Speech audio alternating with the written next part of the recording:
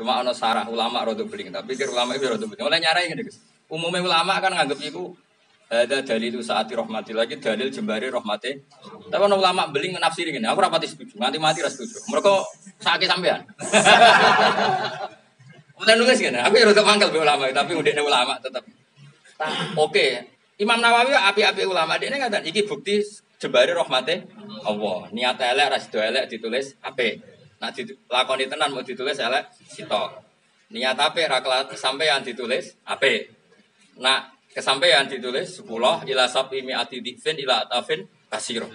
Imam Nawawi ngelem-ngelem apiane pangeran, apiane kanjeng. Apik Imam Nawawi apik. Tapi ono ulama mending ngene. Sing perlu mbok pikir sitok. Amal apik wis syaratnya ditampa ikhlas. Amal elek ra iso, ora usah ikhlas ditampa. Batinku sembrono lah. Misalnya ana wong zina ora iso, Gusti ampun tampil kula mboten ikhlas. Ana koruptor, Gusti kula mboten ikhlas. Ana wong naboki wong, tapi mboten ikhlas. Artinya apa? Bener ngamal elek ditulis sitok, tapi mesti ketompo. Sementara ngamal apik butuh ikhlas. Ya angel teman. Ora angel piye? Misale ana santri seneng kiai ini. Santrine ku melarat dadi mantu ning sugih. Salamno kiai ini yo dhuwit colongan. Jadi ini jaga toko orang jatahe wis dikaro kiai. Kowe wis ora ikhlas jupukan wae. Ya ono ulama sing ngono, sekolah ras setuju gas. Muga-muga sampean ulama sing iki dielingno pengiran. Aja ngono kok ekstreme. Jadi sitok tapi mesti ketompo. Mergo ngamal elek ora disyaratno. Sementara ngamal apik, salat misalnya kudu tumaknina, kudu sujud bener, pakaiane suci, pakanane halal.